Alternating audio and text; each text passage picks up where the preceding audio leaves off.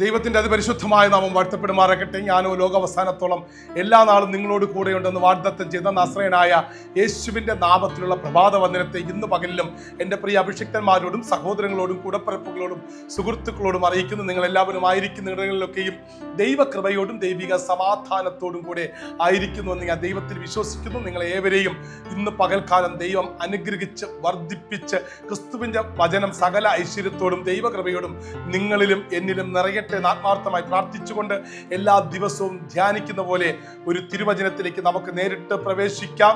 ഈ ദിവസങ്ങളിൽ തുടർമാനമായി നാം കേട്ടുകൊണ്ടിരിക്കുന്നത് കൃപയുടെ സന്ദേശമാണ്. ഈ കാലഘട്ടത്തിൽ നമുക്ക് ജീവിച്ച് മുന്നോട്ട് പോകണമെങ്കിൽ ആ ദൈവത്തിൻ്റെ കൃപ അത്യന്താപേക്ഷിതമാണ്.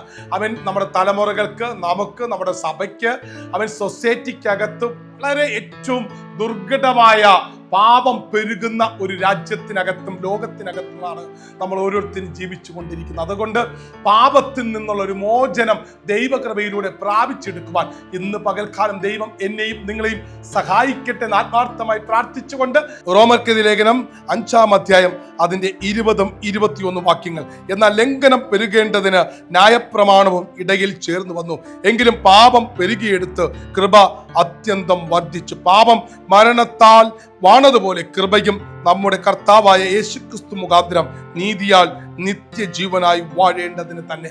ഈ വായിച്ചു കേട്ട ദൈവവചനം വളരെ ശക്തമായ ഒരു വചനമാണ്.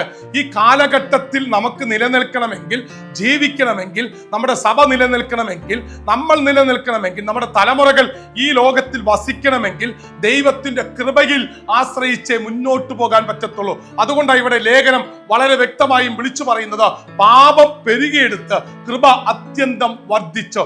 റോമാ സഭയ്ക്ക് വേണ്ടി പൗലോസ് അപ്പോസ്തലൻ വളരെ വ്യക്തമായിട്ടും അണ്ടർലൈൻ ചെയ്ത് 16 അധ്യായങ്ങൾ എഴുതി ചേർത്തിട്ടുണ്ട്. അവൻ ഗമാലിയന്റെ കീഴിൽ നിന്നുകൊണ്ട് പഞ്ചഗ്രന്ഥങ്ങളായ ഉൽപ്പത്തി, പുറപ്പാട്, ലേവ്യ, സംഖ്യ, ആവർത്തന പുസ്തകം 5 പുസ്തകങ്ങൾ വളരെ വ്യക്തമായി വള്ളിയും കുത്തും കോമയും ഇല്ലാതെ പറഞ്ഞ് അധികാരപത്രം വാങ്ങി ദൈവസഭയെ മുടിപ്പിക്കുവാനായി ഇറങ്ങി പുറപ്പെട്ട് ദമസ്കോസിന്റെ സഭയെ ഉന്മൂലനാശം ചെയ്യാൻ ഇറങ്ങിയവനെ അവിടെ വെച്ച് പിടിച്ച ആ ദൈവകൃപ അവൻ മനസ്സിലാക്കിയിട്ട് വിളിച്ചു പറയുക, പാപം പെരുകുന്നിടത്താണ് കൃപ അത്യന്തം വർദ്ധിക്കുന്നത്.